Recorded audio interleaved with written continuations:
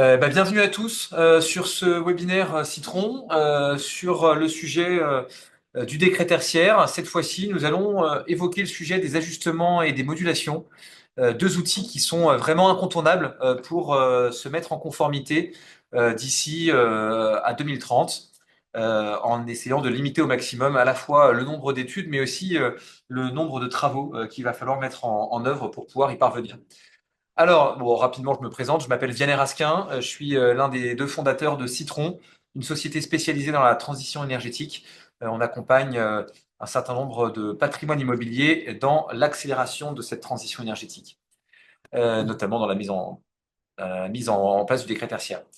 Alors, un petit point technique, hein, si vous avez des questions, n'hésitez pas à les poser. Pour ça, utilisez le petit onglet Q et R, questions-réponses, qui se trouve en bas. Si vous les mettez sur la partie conversée, je ne les verrai pas, donc je ne pourrai pas y répondre. On essaiera de garder quelques minutes à la fin pour pouvoir répondre à toutes les questions. Alors, quelques mots très rapides encore sur Citron. Donc, Citron, c'est une société qui s'est donnée comme mission d'accélérer la transition énergétique. Et on fait ça à l'aide du digital, d'un système de management de l'énergie et d'ingénieurs spécialisés. Parce qu'on a une conviction assez simple, hein, c'est qu'il va falloir, pour pouvoir accélérer la transition énergétique, beaucoup de data et donc un outil qui va permettre de toutes les consolider pour pouvoir après, derrière, agir et travailler au quotidien. Et ça se fera pas sans l'accompagnement d'experts, alors qui pourraient être chez d'autres prestataires, qui pourraient être en interne, qui pourraient être, qui pourraient être chez Citron, qui pourraient être un peu tout, partout. Mais il faut des energy managers, il faut des personnes qui puissent utiliser la plateforme évidemment, mais aussi se déplacer sur le terrain pour pouvoir prendre conscience de la vie du bâtiment, du concret, de ce qui s'y passe pour pouvoir détecter les gaspillages énergétiques et mettre en place des actions de performance. Citron, aujourd'hui, c'est une société qui fête ses 15 ans dans quelques jours et qui est composée d'à peu près 140 salariés, qui fait 17 millions d'euros de chiffre d'affaires et qui est même un groupe d'ailleurs aujourd'hui puisqu'on a fait des acquisitions l'année dernière. On a fait des opérations de croissance externe pour accélérer sur deux piliers notamment de notre activité qui sont l'immobilier d'investissement en travaillant avec IQSpot, en rachetant la société IQSpot et le secteur public avec une participation, une ex-filiale du groupe Engie qui est la société Virtuose. Aujourd'hui, on travaille à la fois avec le tertiaire occupant, donc les locataires, les occupants, les personnes qui exploitent des bâtiments dans le cadre de leur activité. Donc ça peut être très varié hein, comme type de bâtiment, ça peut être de la distribution, ça peut être des salles de spectacle, ça peut être de la restauration, ça peut être des bâtiments de bureaux, des commerces, etc., etc. On travaille aussi avec ce qu'on appelle l'immobilier d'investissement, hein, donc les foncières, les property managers, qu'elles soient très grandes comme BNP Real Estate, la française ou d'autres, ou de taille plus familiale comme Pépé Tigre ou d'autres. On travaille aussi avec les collectivités territoriales, les villes, les départements, les régions qui sont des patrimoines immobiliers importants et avec les bailleurs sociaux, donc l'habitat collectif. On a à peu près 10% du parc social français sur la plateforme Citron.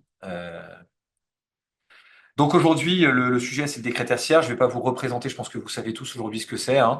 Une obligation réglementaire qui impose à la fois une déclaration chaque année de ses consommations énergétiques, notamment, et d'atteindre des objectifs en valeur absolue ou en valeur relative par rapport à une référence de consommation énergétique à atteindre, donc une obligation de travaux et du coup de dimensionnement de ces travaux pour pouvoir atteindre des niveaux de performance assez ambitieux qui se passe bien d'ailleurs pour vous donner des petites informations issues du dernier rapport d'activité du dispositif éco-énergie tertiaire de l'ADEME.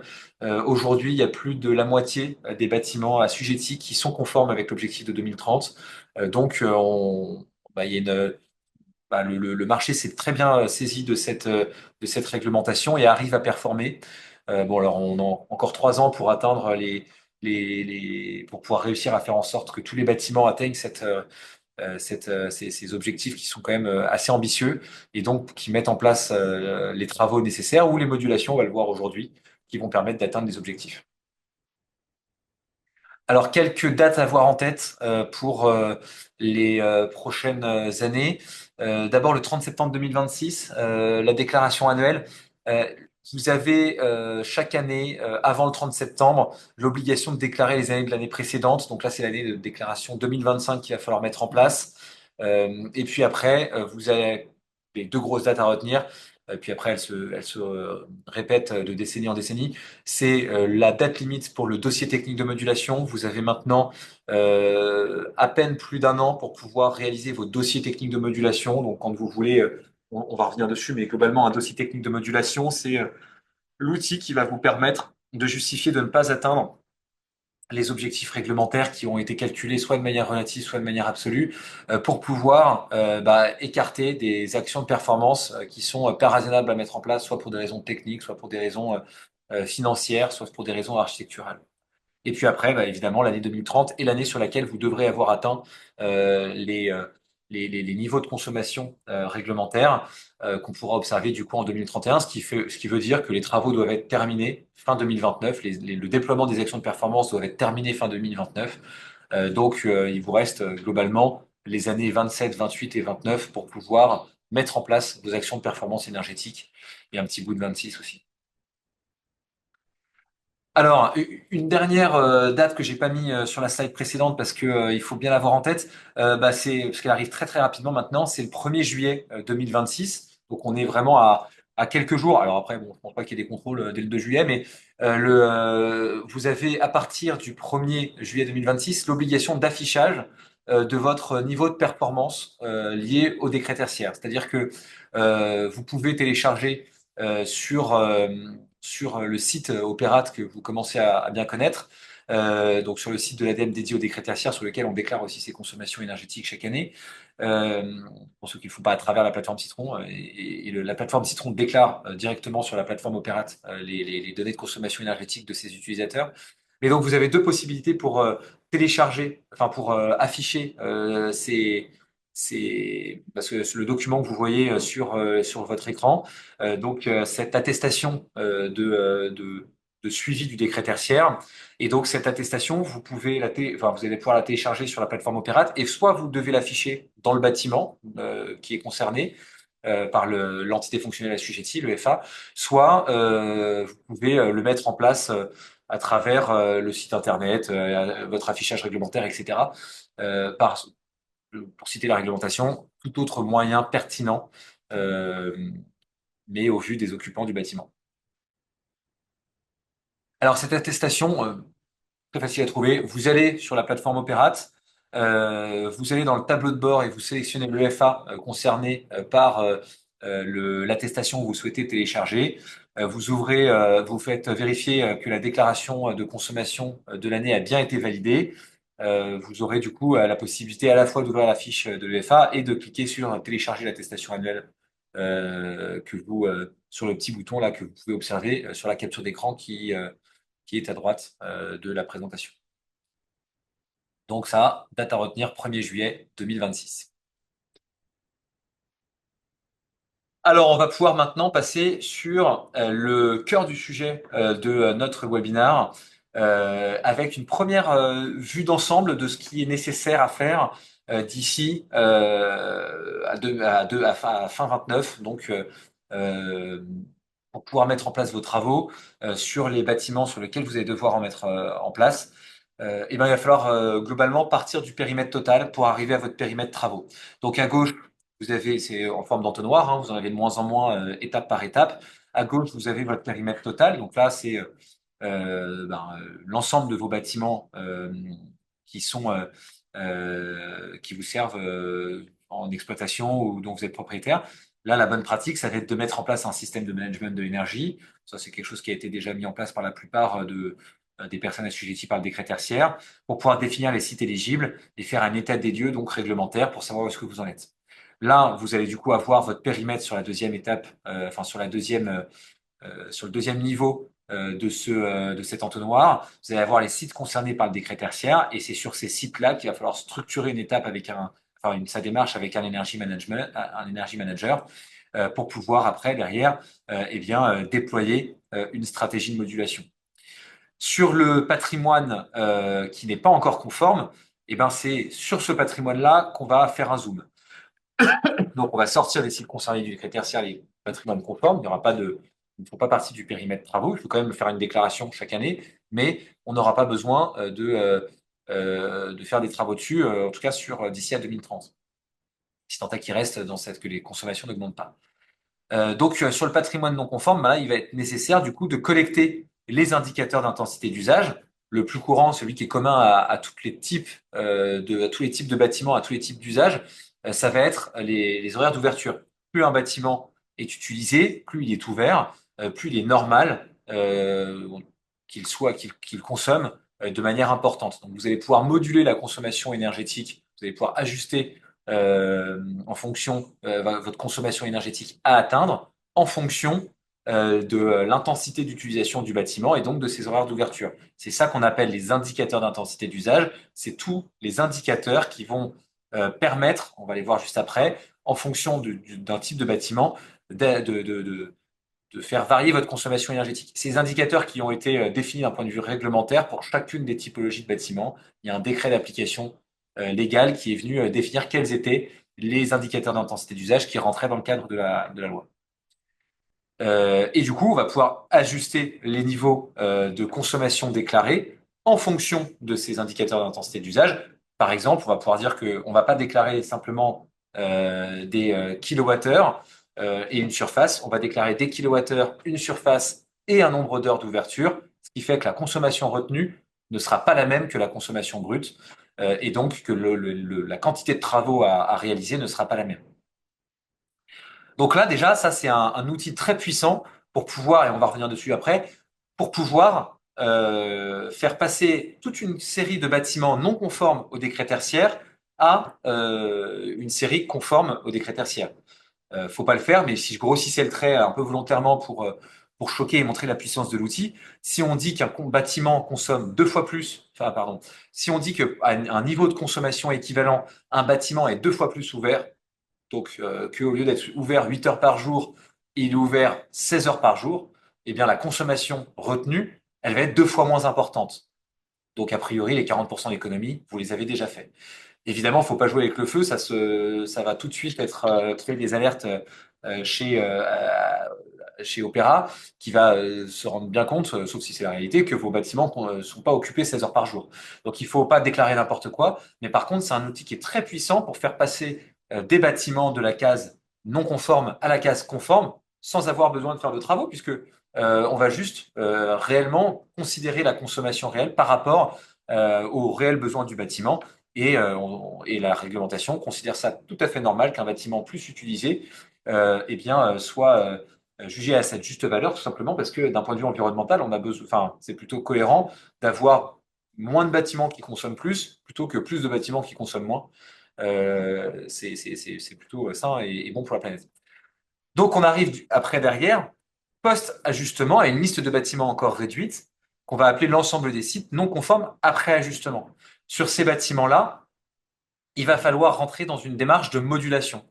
Une modulation, c'est beaucoup plus technique que l'ajustement ou que ce qu'on appelle le vocabulaire et je le trouve pas hyper adapté. On parle de modulation aussi pour les ajustements, pour certains types d'ajustements. Mais donc, il y a certains types d'ajustements qui sont sans dossier technique de modulation. Donc, c'est les ajustements par rapport à la rigueur climatique qui se font automatiquement. Et on va appeler ça des modulations d'usage, les ajustements qui se font par rapport à des éléments qu'on peut contrôler. Donc, typiquement, le nombre d'heures d'ouverture. À côté de ça, vous allez avoir après des modulations, où là, la modulation, ça va être soumis à un dossier technique de modulation. Et là, on va retirer toutes les actions de performance qu'on ne peut pas mettre en place, soit pour des raisons financières, le temps de retour sur investissement est beaucoup trop long pour que ça puisse être envisageable pour le propriétaire ou pour le locataire, soit pour des raisons techniques. Par exemple, on ne va pas couper l'éclairage des bâtiments pour faire des économies d'énergie alors que le bâtiment serait dans le noir pour des raisons eh bien, réglementaires et puis tout simplement de sécurité, ça ne serait pas du tout adapté. Donc, pour des raisons techniques, il y a des actions de performance qui ne sont pas à faire. Et pour des raisons également architecturales, on ne va pas faire par exemple une isolation thermique par l'extérieur sur un bâtiment classé. Il y a des actions qui ne sont pas envisageables non plus. Donc, pour retirer ces actions de performance de votre obligation, et donc pour augmenter le niveau de consommation à atteindre, et potentiellement, du coup, considérer qu'un bâtiment qui était non conforme devienne conforme sans avoir à faire des travaux, ou en tout cas en faisant moins de travaux, vous avez la possibilité de faire des dossiers techniques de modulation. Et pour ça, la première étape, la bonne nouvelle, c'est que c'est la même que celle pour établir un plan d'action de performance. mais du coup très complet, puisqu'il faut pouvoir avoir une forme d'exhaustivité du nombre d'actions à mettre en place, puisqu'il faut vérifier qu'il n'y ait pas d'autres actions possibles pour atteindre les résultats que celles qu'on va retirer dans le cas du décret tertiaire. Donc il faut mettre en place un audit énergétique, mais pas besoin de faire tout de suite le dossier technique de modulation. On peut commencer par l'audit énergétique, sur lequel on reviendra. Et si jamais on s'aperçoit qu'il y a des modulations envisageables, là, on rentre dans l'ultime étape qui est de définir le périmètre de modulation et donc de mettre en place ces dossiers techniques de modulation qui sont composés d'un certain nombre de documents qui ont de leur côté des démarches administratives complémentaires. Et après, derrière, ça vous donne votre périmètre de travaux sur lequel, assez logiquement, il faut aller chercher tous les financements mobilisables sur lesquels il y a des bonnes pratiques en termes d'accompagnement, de mesures d'impact, etc. Ça, c'est un élément qui est hyper important. N'hésitez pas, on vous l'enverra suite au webinaire, on vous enverra la présentation. Mais ce sujet-là, cette slide-là, c'est, je pense, une des plus importantes du moment pour bien avoir en tête la décomposition enfin, les étapes successives pour à la fois réduire le nombre d'audits énergétiques, réduire le périmètre de travaux et pour pouvoir faire passer statistiquement, vous êtes tous à la moitié de vos bâtiments qui sont conformes. Je pense très honnêtement, quand j'observe les consommations énergétiques de nos clients, on a à peu près 15 000 déclarations par an chez Citron, réparties entre 400 clients. Donc on a vraiment beaucoup, beaucoup de déclarations. On s'aperçoit qu'il y a une part vraiment non négligeable des bâtiments qui sont non conformes aujourd'hui, qu'on va pouvoir rendre conformes grâce à ces ajustements et à ces modulations, donc sur lesquels on n'aura pas forcément besoin de faire de travaux. Donc vraiment, j'insiste sur ce point-là. C'est un élément qui va être en mauvais français game changer pour pouvoir réussir à limiter le nombre de travaux et donc limiter euh, le poids réglementaire du décret tertiaire. Ça ne veut pas dire qu'il ne faut pas les faire par ailleurs, hein. Vous le ferez pour des raisons environnementales, vous le ferez pour des raisons même parfois économiques et pour des raisons de protection de l'environnement et même de souveraineté énergétique nationale. Beaucoup de bien à pousser plus loin que la réglementation, la réduction de vos consommations énergétiques. Alors l'ajustement, j'en ai déjà rapidement parlé. On parle d'ajustement ou de modulation de l'activité quand on va revoir du coup la valeur qu'on appelle valeur à atteindre, enfin valeur objectif absolue, euh, en définissant bien les sous-catégories d'activité, notamment en fonction des indicateurs d'intensité d'usage. Alors ces indicateurs d'intensité d'usage, ils sont multiples. Il y en a, il y a pour chacun des 8 types de bâtiments et de parties de bâtiments que vous pourriez avoir vous avez des indicateurs d'usage différents. On va les dire rapidement, mais l'indicateur d'intensité d'usage le plus courant et qui est commun, à part pour les data centers, et je pense que ça va se comprendre assez facilement, c'est les horaires d'ouverture, la quantité d'heures ouvertes par an sur le bâtiment en question. Tout simplement parce que plus un bâtiment est utilisé et plus un bâtiment est ouvert, bah, plus assez logiquement il est censé consommer. C'est faux pour un data center, puisqu'un data center fonctionne en permanence. Du coup, bah, c'est assez logique de considérer que les horaires d'ouverture ne changent pas grand-chose. Euh, voilà. Mais donc pour les bureaux, il y a l'amplitude donc d'horaire d'occupation. Il y a aussi la densité d'occupation. Donc plus un bâtiment de bureau ou un service public est utilisé, plus il y a de bonhommes dedans, plus eh ben, c'est normal qu'il consomme de manière importante. Dans l'hôtellerie, on a des choses un petit peu plus particulières comme la saisonnalité, évidemment. Mais on garde la durée et le taux d'occupation, puisque évidemment, alors après, le taux d'occupation ne va pas se mesurer en nombre de personnes qui travaillent, mais plutôt en nombre de lits occupés, etc. Mais on garde cette notion d'occupation.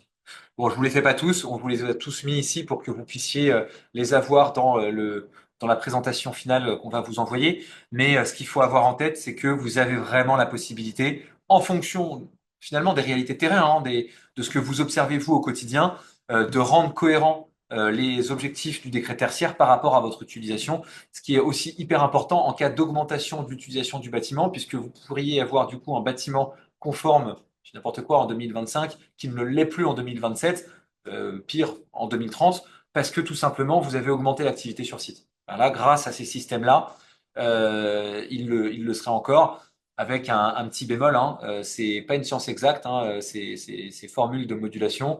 Donc, je vous conseille, si vous anticipez une augmentation de l'utilisation d'un bâtiment, de faire des simulations sur ce que pourrait devenir la consommation et de l'impact que ça aura en termes d'indicateurs d'intensité d'usage et donc de valeur absolue à atteindre, tout simplement parce que vous pourriez être surpris du résultat, parfois dans le bon sens, parfois dans le mauvais sens. Euh, donc attention à bien anticiper les augmentations d'utilisation d'un bâtiment. Alors la méthode de cet ajustement, assez simple. D'abord, il faut définir les activités, donc voir quels sont les segments qui sont présents sur un bâtiment, les segments d'utilisation présents sur un bâtiment. Observer quels sont pour chacun des segments les indicateurs d'intensité d'usage qu'on a le droit de prendre en compte sur chacune des sous-activités. Faire un état des lieux du coup de l'intensité que vous pouvez collecter. Malheureusement, c'est pas toujours évident. Il faut un peu d'historique. Il faut pouvoir revenir du coup sur les indicateurs d'intensité d'usage sur les différentes années que vous pourriez avoir. Par exemple, de manière relative, hein, il faut pouvoir modifier la consommation énergétique de votre année de référence lui donnant des indicateurs d'intensité d'usage pour pouvoir la comparer après derrière avec les indicateurs d'intensité d'usage de la valeur finale, ou alors être en mesure de, à partir de maintenant, pour pouvoir le modifier avec la consommation en valeur absolue, commencer à les suivre. Mais c'est pas du one shot, c'est du quotidien pour pouvoir justifier qu'un indicateur d'intensité d'usage est suivi et du coup cohérent. Souvent, c'est les indicateurs que vous suivez déjà hein, dans l'hôtellerie, le nombre de lits occupés ou dans, je sais pas moi, dans les bâtiments de santé, etc. C'est quelque chose qui revient que vous maîtrisez assez bien.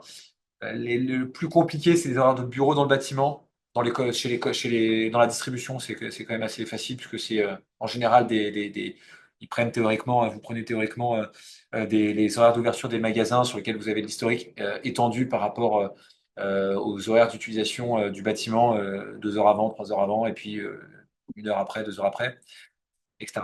Ensuite, bah, on va pouvoir voir si, enfin, on va pouvoir regarder et calculer si l'écart à la valeur à talon est supérieur à l'incertitude des données. Ça sert à rien pour un petit pouillem de rentrer sur ces sujets-là. Et après, de regarder si oui ou non ça vous sert, parce que si ça vous dessert, bah, peut-être que c'est pas forcément à faire.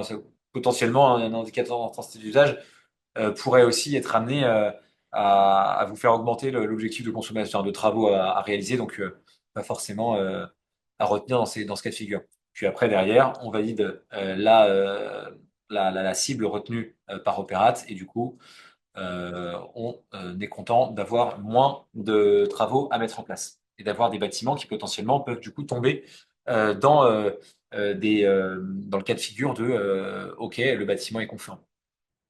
Alors, on vous a préparé quelques cas d'usage pour que vous puissiez voir un peu l'impact que ça peut avoir. C'est des cas qui sont réels, qu'on a observés. Là, on a deux modulations, enfin deux ajustements, non, modulation d'usage en l'occurrence, sur un EHPAD. Et ici, on vous a mis la même chose sur des bâtiments de bureaux. Alors d'abord sur cet EHPAD, donc c'est un EHPAD qui est situé à Paris, qui a une densité d'occupation qu'on va faire moduler pour voir l'impact que ça peut avoir, et un taux d'occupation qu'on va pouvoir faire moduler pour voir l'impact que ça peut avoir. Alors d'abord, on va regarder ce qui se passe si le taux d'occupation de l'EHPAD est à 100% au lieu d'être à 90%. L'EHPAD sur lequel qu'on suit, il a une consommation réelle de 150 kWh par mètre carré et par an. Et il a un objectif avant modulation qui est à 142. Donc il a une marche restante de 8 kWh par mètre carré à faire. Donc il doit mettre en place des actions de performance jusqu'à 8 kWh pour pouvoir réussir à réduire ses consommations. Et ben là, on vous a calculé l'impact que peut avoir la modulation sur le taux d'occupation, le fait de passer d'un taux d'occupation des lits de 100% au lieu de 90. Et ben on a effectué le calcul, qui est un calcul réglementaire, et on observe qu'on passe de 150 à 147,4 kWh par mètre carré et par an. Donc on n'a plus une marche restante qui est de 8, mais on a une marche restante qui est de 5,4. On a réussi à gagner 2,6 kWh et donc potentiellement réussi à éviter des gros travaux puisque parfois c'est les derniers pourcentages qui restent à faire qui nous obligent à passer sur des travaux très significatifs, là où on a réussi à faire les premiers pourcentages sur des actions de performance assez simples. Donc on a eu un vrai gain grâce à cette modulation elle est importante à souligner. Ensuite, on a le cas numéro 2 où là, on a fait varier la densité de lits, finalement la taille des chambres, hein, dans le bâtiment. Bon, dans la réalité, c'est plus compliqué à faire, donc c'est pas forcément un truc qu'on a réalisé, enfin qu'on va pouvoir réaliser pour cette EHPAD-là, mais on s'est posé la question de se dire si on avait des chambres de 15 mètres carrés, enfin si chaque lit avait 15 mètres carrés, donc je pense une chambre avec 15 mètres carrés, à la place d'avoir un lit de 20 mètres carrés, enfin pas un lit de 20 mètres carrés, mais 20 mètres carrés dédié à un lit, parce que c'est pas forcément la chambre, hein, c'est la chambre plus les parties communes, etc. Qu'est-ce que ça donnerait? Donc, finalement, une densification du site. Eh bien, alors toujours pour la même amplitude horaire, mais et toujours pour le même taux d'occupation, eh bien, on s'aperçoit que, bon, on a toujours du coup la même consommation et le même objectif à atteindre. On s'aperçoit que le gain, cette fois-ci, nous fait passer le CABS modulé, donc la consommation à atteindre, à 158. C'est-à-dire que là, on passe d'une situation où on n'était pas conforme avec le décret tertiaire à une situation où on devient mécaniquement conforme avec le décret tertiaire. Ça veut dire que plus vous mettez de lits dans un bâtiment, dans un EHPAD, plus on va considérer qu'il est normal qu'il consomme beaucoup. Donc, on va considérer que si vous rajoutez des lits dans les pads, vous transformez une salle de pause, n'importe quoi, hein, mais transformez une salle de pause en une chambre supplémentaire, vous rajoutez un lit, on densifie grâce à ça les pads. C'est pas forcément à faire pour des raisons humaines ou autres, hein, ou même réglementaires, mais ça, c'est un élément qui permet de se rapprocher, voire de dépasser les objectifs de consommation énergétique, et donc derrière, d'atteindre les objectifs. Ce qui peut être presque contre-intuitif parfois, hein, parce qu'on pourrait se dire aussi que plus il y a de monde dans un bâtiment, moins il y a besoin de le chauffer, etc. Mais bon, voilà. Donc c'est à retenir presque pour le moment où on développe un nouvel EHPAD, le moment où on commence à faire des travaux de restructuration. La densification permet de se rapprocher de l'objectif, voire d'atteindre l'objectif de consommation énergétique imposé par la réglementation. Alors, sur l'ajustement, un élément qui est très important parce que ça laisse un grand pouvoir entre les mains de la personne qui fait la déclaration, c'est celle de se dire, bah, finalement, j'ai juste à déclarer des ajustements et je suis très rapidement, euh, tout simplement, mon site qui était non conforme devient conforme très facilement. Donc, d'un côté, il faut faire attention à ce qu'on déclare. Il faut surtout pas déclarer n'importe quoi comme ajustement. Il faut savoir les justifier, les ajustements et les modulations que vous allez déclarer. Et donc, il faut pouvoir prouver en cas de contrôle tout ce que vous allez pouvoir derrière déclarer. Ensuite, il faut avoir en tête que si vous avez, par exemple, si vous êtes couvert, si vous êtes couvert 50% du temps et que donc que vous avez un étalon de consommation et donc c'est moins que le talon de consommation minimum, eh bien, il faut pas forcément s'amuser à déclarer des modulations parce que ça aura un impact très faible puisque de toutes les façons, dans l'équation, il y a une partie fixe et une partie variable. Donc, si la modulation vous laisse en dessous de la partie fixe, ça restera, le CAPS modulé ne changera pas et donc ça n'aura aucun impact. Donc, il faut bien faire des études en amont pour vérifier que ça a un intérêt, puisque sinon ça ne changera rien. Et à côté de ça, faire une modulation qui aura un impact très faible et pas forcément une bonne pratique non plus, parce que ça va vous faire passer beaucoup de temps sur des sujets qui n'auront après derrière pas beaucoup d'impact. Donc si vous avez une heure de différence par mois, donc 12 heures par an à changer sur vous voyez ce qu'on a vu tout à l'heure, c'est que le nombre d'heures, c'est entre 2500 et 3500 heures. Le fait de changer de 10 ou 12 heures par an aura un impact très limité. Donc il faut quand même se concentrer sur les vrais sujets que vous pourriez avoir. Si vous savez que vous avez un site qui est ouvert beaucoup ou un EHPAD qui est particulièrement dense, pour reprendre les deux usages qu'on avait tout à l'heure, c'est là-dessus qu'il faut se concentrer et pas forcément commencer à faire des ajustements et des études d'ajustement à tout va. C'est pour ça que chez Citron, la première étape qu'on fait quand on nous sollicite sur ces réflexions et ces questionnements d'ajustement et de modulation par l'usage, la première étape qu'on va faire, c'est une étude d'opportunité. Et c'est de vérifier si oui ou non il y a un intérêt à ce qu'on creuse site par site et qu'on aille chercher beaucoup d'éléments, parce que ça peut être un peu d'archéologie parfois de compléter ces indicateurs d'intensité d'usage, enfin de savoir renseigner sur la plateforme Operate ces indicateurs d'intensité d'usage. Alors, une fois qu'on a fait ces ajustements et donc ces modulations par les indicateurs d'intensité d'usage, eh bien, il y a l'étape d'après qui va être l'audit énergétique et le dossier technique de modulation. Pour pouvoir faire un dossier technique de modulation, donc finalement, c'est la deuxième étape pour pouvoir modifier l'objectif de consommation à atteindre. Cette fois-ci, c'est plus en modifiant la consommation retenue par rapport à la consommation déclarée, c'est cette fois-ci en modifiant la consommation euh, obligatoire à atteindre. Donc, cette modification, elle va pouvoir, cette modification de la consommation à atteindre, elle va pouvoir se faire en retirant des actions de performance énergétique qui seront considérées comme déraisonnables. Donc la première chose à faire pour pouvoir savoir quelles sont les actions de performance énergétique qui sont raisonnables ou pas, eh bien c'est de lister l'intégralité des actions de performance énergétique réalisables sur un bâtiment, sur un EFA. Donc pour ça, il n'y a pas 36 solutions, c'est un audit énergétique. D'ailleurs, un audit énergétique qui est assez poussé, pour une raison qui est assez simple, c'est que bien souvent, quand on fait un audit énergétique, on va se concentrer sur l'essentiel et on va pas forcément faire un audit énergétique qui est complètement exhaustif pour pouvoir limiter le coût de l'étude. Là, bah, c'est un audit énergétique qui fait partie bah, finalement des plus chers parce qu'il fait partie des bâtiments, enfin des études sur lesquelles on va passer le plus de temps pour avoir cette dimension la plus enfin, d'exhaustivité. Et après, on pourra constituer le dossier technique de modulation. Bon, le dossier, enfin l'audit énergétique, je le passe très rapidement parce que je pense que vous l'avez bien en tête. Un audit énergétique, c'est trois étapes hein, assez simples. La première, c'est une collecte des prérequis, c'est des échanges à la fois avec les occupants et avec les gestionnaires du bâtiment. Donc, on va récupérer des données de facturation si elles ne sont pas présentes sur la plateforme Citron, les plans du bâtiment, les précédentes études qui auront été faites, les éléments qui vont nous permettre de modéliser le bâtiment sur des outils. On va avoir des échanges avec le responsable de site, on va essayer de comprendre les enjeux en termes d'utilisation, en termes d'historique, et on va essayer de définir un rétro-planning pour pouvoir visiter le site, faire des mesures et prévoir la restitution du livrable. La deuxième étape, c'est les visites techniques, c'est la mesure des consommations réelles du bâtiment. Chez Citron, on a une petite particularité sur ce sujet-là, c'est que soit on déploie du sous-comptage, soit, enfin, pérenne, soit on déploie du sous-comptage ponctuel en fonction du temps et des moyens qu'on peut avoir et de l'intérêt à déployer du sous-comptage s'il est obligatoire ou pas dans le cadre du décret tertiaire ou du décret max. Et on va être du coup amené potentiellement à déployer des petits sous-compteurs ponctuels qu'on a développés chez Citron qui s'appellent le plug and watch et qui vont nous permettre d'avoir une cartographie des consommations énergétiques par zone et par usage en bâtiment. On va évidemment faire une visite de tous les locaux techniques. Donc, on va faire une inspection de chacun des équipements sources de consommation énergétique sur le bâtiment pour pouvoir faire une cartographie des consommations et des besoins.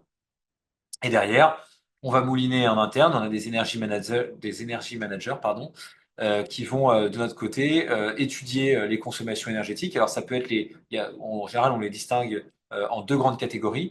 C'est l'étude CVC d'un côté, donc tout ce qui est climatisation, ventilation et chauffage. Donc ça se fait par des simulations thermiques qui peuvent être plus ou moins importantes en fonction des attentes. Et donc, globalement, on va simuler la consommation énergétique du bâtiment en fonction des paramètres extérieurs, la météo et l'ensoleillement, etc. Enfin, la température, l'ensoleillement, etc., les conditions météorologiques. Et de l'autre côté, on va, donc pour mesurer le besoin, et de l'autre côté, on va regarder les usages, on va observer les courbes de consommation par zone et par usage pour vérifier que les régulations sont les bonnes et conseiller des actions de performance énergétique sur l'automatisation de la régulation ou sur une meilleure utilisation du bâtiment. Ça va nous permettre de créer des plans d'action et c'est sur ces plans d'action-là qu'on pourra challenger, enfin créer, enfin lister les actions de performance et créer les plans d'action. Et c'est en observant si oui ou non ces plans d'action permettent de répondre à la réglementation dans des conditions satisfaisantes qu'on pourra derrière considérer si ou non il y a intérêt à faire un dossier technique de modulation.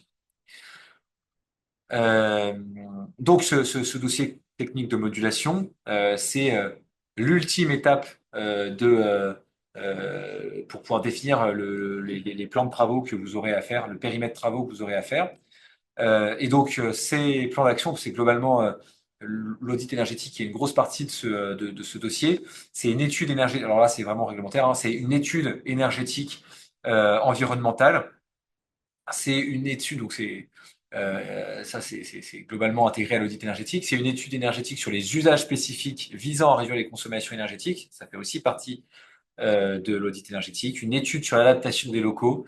Ça fait partie des types d'actions de performance qu'on peut être amené à préconiser à travers un audit énergétique. Et un programme d'action, c'est évidemment le livrable qu'on peut observer suite à la réalisation d'un audit énergétique.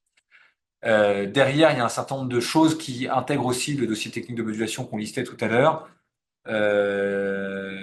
qu'on listait ici. Donc c'est le cadre type réglementaire, le fichier source, la synthèse pour le décideur, etc. Alors, à avoir en tête, cet audit énergétique et ce dossier technique de modulation ne peuvent pas être réalisés par n'importe qui. Ils sont réalisés par un bureau d'études spécialisé en efficacité énergétique, donc par un énergéticien ou un AMO compétent qui peut justifier ses compétences. Donc ça, la justification des compétences, les trois quarts du temps, elle passe par une qualification. Chez Citron, par exemple, on est qualifié par OPQIBI sur leur qualification 1905 et on en a plusieurs. Je n'ai plus les autres en tête, mais celle pour faire les dossiers techniques de modulation et les audits énergétiques, c'est la 1905. On est aussi qualifié par la LNE. Euh, et donc voilà. Et il faut ajouter à chaque fois, à avoir en tête, en fonction du type de modulation, hein, donc je les répète, les types de modulation, c'est soit par le prix, ça c'est intégré directement dans l'audit énergétique, mais ça peut être aussi architectural. Donc là, il faut pouvoir intégrer un avis circonstancié. Donc si je le dis dans mes expressions qui sont peut-être à corriger, une bafouille, une justificatif à une lettre produite par un architecte compétent pour pouvoir dire que il n'est pas envisageable de mettre en place une isolation par l'extérieur sur le palais de l'Élysée, par exemple, pour des raisons architecturales. Et si on est si c'est pour des contraintes techniques, pareil, il faut qu'il y ait une note de calcul spécifique. Alors, quand c'est une question de théorie, c'est intégré à l'audit. Quand c'est pour des raisons techniques plus particulières, parfois, il faut faire appel, en fonction des caractéristiques techniques qui sont soulevées, faire appel à un bureau d'études hyper spécialisé sur un sujet. Je dis n'importe quoi. Si on imaginait que pour pouvoir mettre en place une nouvelle centrale de traitement d'air sur le toit hyper importante, il fallait pouvoir mettre en place, il fallait une étude de portance parce que la nouvelle centrale de traitement d'air est hyper lourde. Et ben, il faut demander à un bureau d'études techniques une étude de portance. Et ben ça, c'est pas du tout intégré dans un audit énergétique. Et en plus, on n'a pas envie de faire une étude de portance systématiquement à chaque fois qu'on fait un audit énergétique. On le fera que si on dit que une CTA qui fait 300 kg de plus permet de réduire les consommations énergétiques. Donc là, il faut rajouter la note de calcul dédiée, en l'occurrence l'étude de portance. Alors, avoir en tête, la date limite de ce dépôt, c'est septembre 2027, et évidemment, donc d'ici un an et quelques mois maintenant, et ça se fait pas du jour au lendemain. Donc, il faut anticiper ces modulations et ces dossiers techniques de modulation. Assez classiquement, un dossier technique de modulation, chez Citron en tout cas, je pense que chez nos confrères, ça doit être assez comparable. Le temps de collecter les prérequis, de mettre en place les réunions, de trouver les moments avec lesquels on est d'accord sur on se voit à telle date, on visite le site, etc. Ça peut prendre plusieurs mois. En général, on dit à nos clients que ça va durer autour de 3 mois. Le premier mois, c'est des échanges sur de la collecte des prérequis parce qu'il faut aller chercher des éléments qui sont plus ou moins cachés à droite à gauche. Le deuxième mois, ça va être les visites techniques. Ça va être les échanges avec les différentes parties prenantes, ça va être des allers-retours sur des points d'analyse particuliers. Et le dernier mois, ça va être la rédaction du livrable, et puis ça va être le moment où on se retrouve. Et puis en plus, en général, on a plusieurs dossiers techniques de modulation en parallèle pour un même client. Donc il faut compter 3 mois pour être sûr. Et puis après, on a tous nos carnets de commandes qui font qu'en général, quand on reçoit une commande, surtout si plus elle est conséquente, plus ça peut être éloigné dans le temps. Mais en général, on a un carnet de commande d'à peu près 3 mois. Donc il faut compter 6 mois entre le moment où on se dit OK, on y va et le moment où on a la livraison du dossier technique de modulation. Donc, bon, il y a encore un an, donc c'est pas non plus, vous n'êtes pas en retard, mais il faut commencer à se poser la question maintenant, puisque bon, le temps de réflexion de votre côté et d'analyse pour savoir si oui ou non il faut faire une modulation, s'il faut passer par les ajustements, etc. par avant, finalement, on n'est pas non plus hyper en avance. Alors là, je vous ai mis le process pour pouvoir déposer ce dossier technique de modulation et c'est déjà possible sur la plateforme Opera. Vous allez sur le formulaire de modulation depuis l'espace EFA dont on parlait tout à l'heure. Vous renseignez la nature et les montants de modulation et vous joignez les pièces jointes, donc globalement le dossier de modulation qu'on aura pu compléter pour vous. Et si jamais vous avez des pièces manquantes, vous aurez quelques mois pour pouvoir les déposer. Voilà pour le dossier technique de modulation. Alors, quelques bonnes pratiques pour l'ultime étape, le déploiement des actions de performance. La première, elle est assez évidente et puis c'est devenu aussi une bonne pratique assez répandue dans le secteur. C'est au même titre que le déploiement d'un système de management de l'énergie. comme la plateforme Citron, c'est d'être accompagné par un energy manager. Alors cet energy manager, il peut être à la fois en interne ou il peut être tout à fait en externe. En interne, c'est chez vous, certains d'entre vous ont pris la décision de recruter pour pouvoir réussir à suivre ces sujets-là parce que beaucoup de patrimoine ou des problématiques particulières. D'autres ont fait le choix de se faire accompagner par un bureau d'études ou par Citron pour pouvoir eh bien, piloter la trajectoire des critères tertiaires et transition énergétique au sens large, pour pouvoir définir, adapter sa stratégie en fonction de son avancement, définir les gaspillages énergétiques, les actions de performance à mettre en place, mesurer l'impact, etc. Élément hyper important, c'est intégrer toutes les parties prenantes. La réussite repose évidemment sur l'exploitation, sur l'implication des personnes qui sont en charge de la maintenance des différents équipements. Si la personne qui est responsable du CVC chez vous n'est pas là autour de la table quand on décide de mettre une action de performance en place sur les équipements dont elle a la charge, bah, ça marchera pas. Il faut aussi que propriétaires et locataires se parlent. Il y a des sujets de financement, mais pas que. Il y a aussi des sujets de pouvoir avoir le droit d'intervenir sur un bâtiment, sur un équipement, etc. Donc, il faut vraiment mettre tout le monde autour de la table. Et puis, l'utilisateur doit être aussi mis autour de la table, puisque quand il n'est pas en charge des projets, c'est aussi lui qui peut avoir des impacts, notamment en termes de confort. Et donc, il y a aussi ces sujets de suivi des conforts, la température dans les locaux. En ce moment, on en parle beaucoup avec la canicule, mais il n'y a pas que les éléments de température, il y en a beaucoup d'autres, de qualité d'air, etc., qui peuvent avoir un impact sur le confort. Attention à être vigilant aussi sur ces sujets-là, mettre vraiment tout le monde autour de la table avant de passer à l'acte. Il y a un autre élément à avoir en tête, en plus de ce décret tertiaire, c'est le décret Bax. Et donc là, faites attention. Donc on a beaucoup de documentation sur le site de Citron sur le sujet. Je ne vais pas vous présenter le décret Bax maintenant, mais globalement, c'est une autre obligation qui est d'ailleurs qui est une émanation du décret tertiaire qui vous impose de mettre en place des systèmes de pilotage dans vos bâtiments. Bien sûr qu'il faut mettre en phase ces deux réglementations puisque l'une aide l'autre et l'autre aide l'une. Et attention au risque de retard, c'est vraiment en 2030 qu'il faut avoir des résultats mesurables.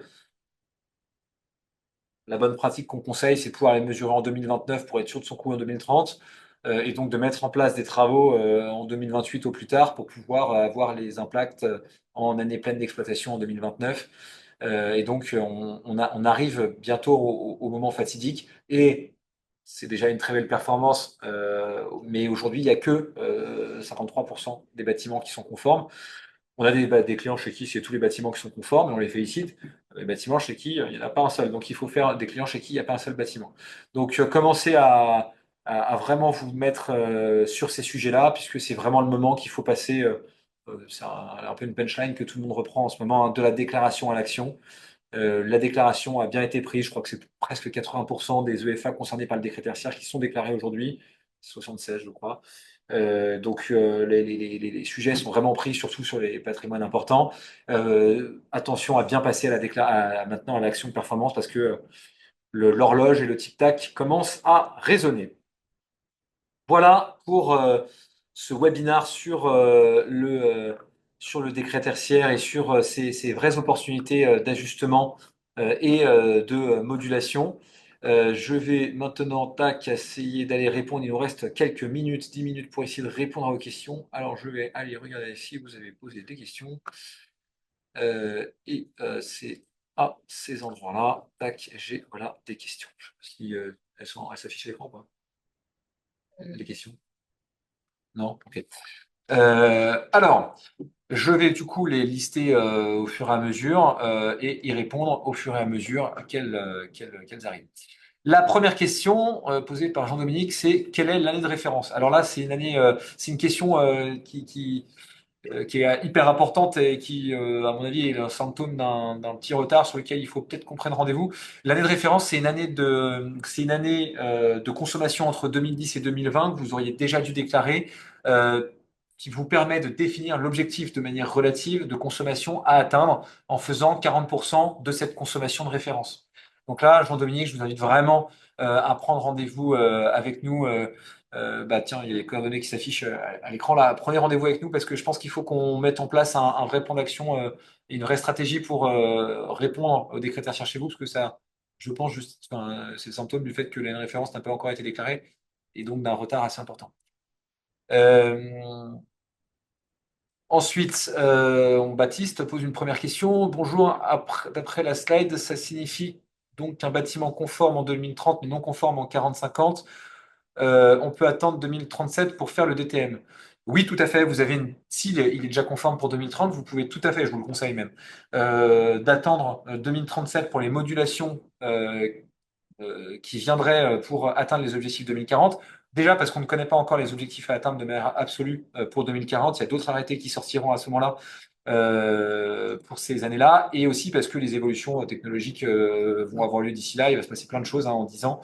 Donc là, pour le coup, on a le temps. Enfin, franchement, euh, si vous êtes déjà conforme sur 2030, veillez à faire une déclaration qui vous permette de maintenir cette conformité, mais vous embêtez pas avec les modulations tout de suite. Par contre, si vous voulez mettre en place plus d'actions de performance, alors là, ça sera déjà ça de gagner pour 2030, mais faites juste un audit énergétique, pas un dossier technique de modulation. L'obligation d'affichage du 1er juillet correspond à afficher l'attestation de 2024, puisque les données de 2025 peuvent être mises en ligne jusqu'au 30 septembre. Tout à fait, c'est une bonne interprétation. Ce qui est obligatoire, c'est d'afficher jusqu'à maintenant, en fait, elles n'étaient pas encore disponibles. Donc, comme ils ont mis à disposition que récemment, ils ont communiqué sur une date pour laisser le temps aux gens de la télécharger et de la mettre en place. C'est le 1er juillet 2027, mais c'est donc du coup la dernière que vous avez pu télécharger. Et donc effectivement, pour l'instant, la dernière, bah, si vous avez déjà fait votre déclaration, parce que c'est possible aussi pour 2025, c'est celle de 2025. Si vous ne l'avez pas encore faite, parce que et vous c'est un droit tout à fait légitime, parce que vous avez encore quelques mois pour faire celle de 2025, eh bien ça correspond à mettre celle de 2024. Et pour être honnête, je pense que personne ne vous en voudra si vous attendez d'avoir fait la 2025 avant de l'afficher. Allons-nous recevoir la présentation par mail? Oui.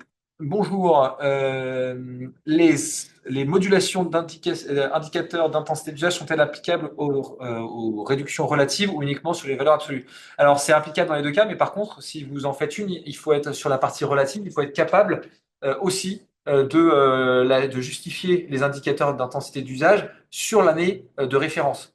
Ça, c'est souvent moins facile à justifier puisque si vous avez là, c'est de l'archéologie. Si c'est je sais pas moi, si c'est votre année de référence, c'est 2015, bah, il faut retrouver dans un document pour attester que, je sais pas moi, vos horaires d'ouverture en 2015, c'était tant d'heures par an.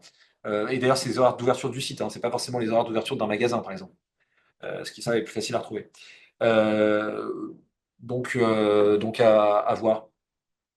Ça dépend de vous. Mais oui, c'est possible de manière absolue comme sur les valeurs relatives.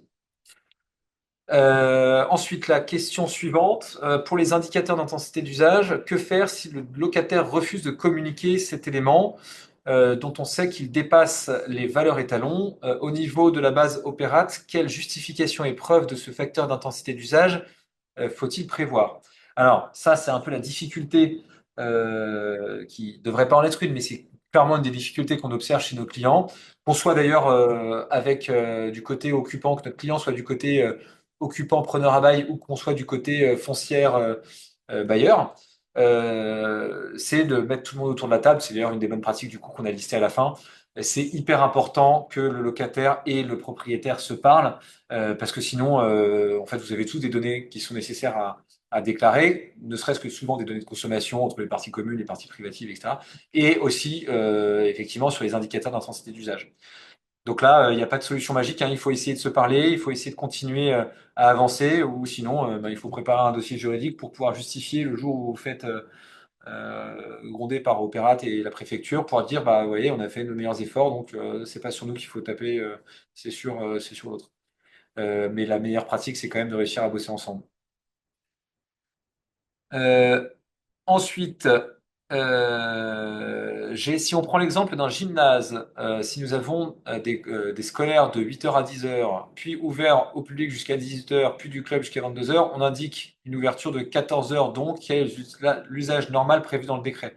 L'usage normal. Alors, ce qu'on doit déclarer, c'est un nombre d'heures par an. Donc là, effectivement, si vous avez des horaires d'ouverture du bâtiment de 8 heures à 22 heures, bah, vous déclarez 22 moins 8 d'horaire d'ouverture. Par contre, donc 14 heures, oui, effectivement. Par contre, je pense qu'il faut aussi intégrer avant l'ouverture, peut-être qu'il y a le personnel d'entretien qui passe, avant ou après, j'en sais rien, mais il y a peut-être aussi des horaires d'ouverture liés à ces personnes, ce personnel, s'il ne passe pas en moment d'occupation du bâtiment, à déclarer. Donc peut-être que c'est pas 14 heures, mais 15 heures par jour. Et l'usage prévu dans le décret, il n'y a pas un usage prévu, mais par contre, il y a une valeur initiale qui est déclarée automatiquement. Et quelle est la valeur dédiée à un gymnase, je ne saurais pas vous la dire tout de suite, mais par contre, elles sont prédéclarées, donc c'est facile à aller chercher comme information sur Operat. Et si vous nous envoyez un mail aux coordonnées qui s'affichent à l'écran, on pourra répondre spécifiquement sur le gymnase. Un ingénieur fera l'effort d'aller regarder pour vous donner l'information. Question suivante. Quelles conséquences pour un site tertiaire où le client décide aujourd'hui de ne pas mettre en place une GTB sur son site et de rénover ses régulations, du coup, liées via la GTB, je suppose, sur des CTA obsolètes? Il ne fera rien avant 2027-2028. Euh, alors là, je ne sais pas si le client c'est le locataire. Enfin, je suppose du coup que le client c'est le locataire. J'ai l'impression qu'on a beaucoup de foncières autour de la table aujourd'hui et de collectivités. Alors, si le client refuse de mettre en place des actions de performance, c'est dommage parce que là, je suppose que c'est une action qui en plus serait financée par la foncière en l'occurrence. Ben, c'est pareil, hein, c'est la communication qui doit avoir lieu entre la foncière et le locataire, entre le propriétaire et le locataire. C'est nécessaire. S'il refuse d'ouvrir la porte, souvent les baux prévoient une obligation quand même, hein, qui vous permet de rentrer quoi qu'il arrive, mais il faut aussi faire les choses en bonne intelligence. Après, s'il ne veut rien faire avant 2027, il a sûrement une bonne raison, s'il a une date fixe dans sa tête. Peut-être que le faire en 2028 sera réalisable. On peut essayer de vous accompagner sur le sujet. N'hésitez pas à nous envoyer un mail, mais là, il faut rentrer spécifiquement sur le projet et essayer de comprendre pourquoi. Les data centers sont-ils toujours concernés par le décret tertiaire? Bah, du coup, la question me fait soulever le doute, mais oui, à ma connaissance, c'est toujours le cas. Ils sont toujours concernés, mais du coup, je ferai une vérification parce que je suppose que si vous avez posé la question, c'est que vous avez vu autre chose ailleurs.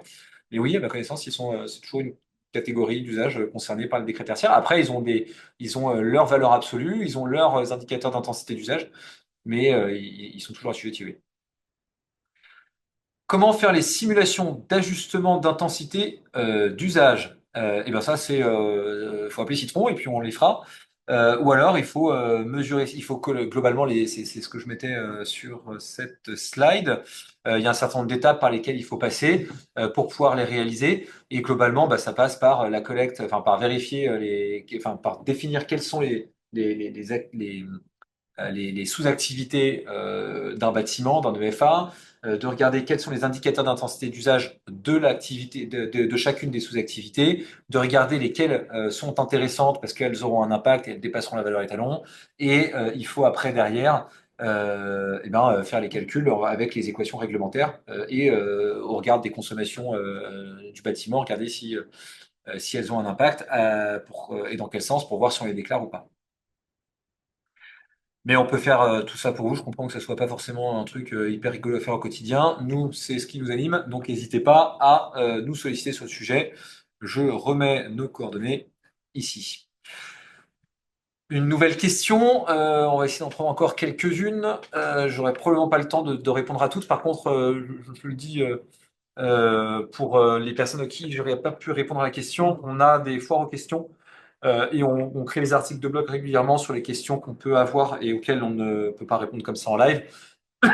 Et si vous nous envoyez un mail avec la question dédiée, on prendra évidemment le temps de répondre à chacune de vos questions. Mais là, bon, on s'était donné 1 heure pour être sûr que vous continuez à revenir les prochaines fois. Je ne vous prends pas plus de temps. Alors, par contre, on a encore quelques minutes. Sur l'ensemble de vos clients Citron, quel est le pourcentage observé d'immeubles où vous disposez de facteurs d'intensité d'usage spécifiques, 5%, 10%? On n'a pas consolidé le chiffre, honnêtement, je ne sais pas. On a souvent, alors ça dépend des catégories d'usage. Sur la distribution et déconnexion des magasins ou de l'hôtellerie, c'est assez facile d'avoir des indicateurs d'intensité d'usage parce que c'est quand même globalement les horaires d'ouverture, un peu élargis 1 heure avant, 1 heure après. Et en fait, ça, c'est des éléments que les gens stockent. Sur du bureau, c'est quand même beaucoup plus compliqué. Alors, sauf si c'est des traders qui bossent toute la nuit, enfin, un peu des avocats ou des trucs où là, en fait, ils partent du principe que c'est ouvert, il y a des grosses amplitudes d'ouverture et ils savent le justifier. Souvent, la courbe de consommation permet de justifier aussi des heures d'ouverture. Euh, donc, J'ai pas le chiffre pour être honnête, mais c'est encore minoritaire. Et surtout, ce qui est minoritaire, c'est les gens qui rentrent dans la réflexion pour se dire, tiens, est-ce que j'ai des ajustements faisables ou des modulations par indicateur d'intensité d'usage? Parce que pour l'instant, les gens s'étaient beaucoup concentrés sur la déclaration et pas encore sur les plans de travaux. Et là, c'est un peu le début, c'est balbutiant. Donc effectivement, je pense que le 5 ou 10%, on ne doit pas être loin de la réalité. En tout cas, ce qui est sûr, c'est que c'est pas 50%. Allez, je prends encore deux questions. Si le nombre d'heures d'ouverture a été mal renseigné depuis le départ, faut-il modifier toutes les déclarations depuis 2021 ou simplement modifier celles de la dernière année? Bah, ce qui est important, c'est que la dernière année soit bonne et soit réelle et soit justifiable. Si c'est faux avant, bah, à la limite, ça n'a aucune conséquence juridique. Donc, je pense pas qu'on vous engueule. Vous vous mettez en contradiction avec la loi, mais pas pour la finalité de la loi qui est de faire ou pas faire des travaux. Donc, je pense qu'on vous en voudra pas des masses. Par contre, ce qui est dommage, c'est que vous ne savez pas du coup si les indicateurs d'intensité, si vous étiez ou pas déjà conforme avec la réglementation et que potentiellement vous allez prévoir des mauvais travaux si vous n'êtes pas bon au fur et à mesure. Donc j'aurais tendance si c'est facile à faire, à modifier le passé, mais à modifier que à partir de maintenant et surtout être hyper vigilant sur la dernière année et sur l'année précédente pour pouvoir dimensionner vos travaux par rapport aux indicateurs d'intensité d'usage qui seront retenus. Je vois qu'on déborde un peu, donc je fais le nombre de participants diminue. Donc je prends une dernière question. Nous sommes une ESN et nous sommes locataires de tous nos bâtiments. Sommes-nous éligibles au décret tertiaire? Bah alors ça dépend de la taille de vos bâtiments, mais très probablement oui. Je cite pas groupe SI, enfin je le cite parce que si vous me mettez là, je pense que c'est pour ça. Donc vous êtes une entreprise avec plusieurs bâtiments, donc il est très probable que vous ayez des parties de bâtiments, un groupe de bâtiments ou une partie de bâtiment qui fait plus de 1000 mètres carrés, à peu près une centaine de personnes. Donc oui, je pense que oui. Peut-on reprendre des exemples de bureaux est-ce qu'on peut reprendre les exemples de bureaux en Ile-de-France? Ah oui, c'est vrai que je m'étais un peu planté tout à l'heure. Bah, du coup, non, parce qu'on n'a plus le temps, mais par contre, vous l'aurez sur les slides, je vais vérifier, parce que je crois que je me suis un peu embrouillé à cause d'une erreur de chiffre. On va vérifier les chiffres et le renvoyer. Et bah, ça, c'est Jean-Dominique qui pose à nouveau une question. Donc, je pense que Jean-Dominique, il faut qu'on prenne rendez-vous. Et je prendrai plus de temps, évidemment, avec vous, ou l'ingénieur qui prendra la réunion avec vous prendra plus de temps. Car ça s'apparente beaucoup au cas de mon entreprise, eh ben, tant mieux, on traitera ce sujet avec vous. Voilà. Eh bien, sur ce, on arrive au terme de ce webinaire. Je vous remercie beaucoup à tous de votre participation. Vous étiez nombreux encore à vous renseigner sur ces sujets. Donc, on continuera à vous envoyer de la documentation sur ce sujet, puisque ça a l'air de vous intéresser tous. Et effectivement, c'est un sujet important qu'il devient de plus en plus parce qu'il va devenir quand même très, très concret dans les années à venir. Voilà. Merci beaucoup à tous et à très bientôt. Au revoir.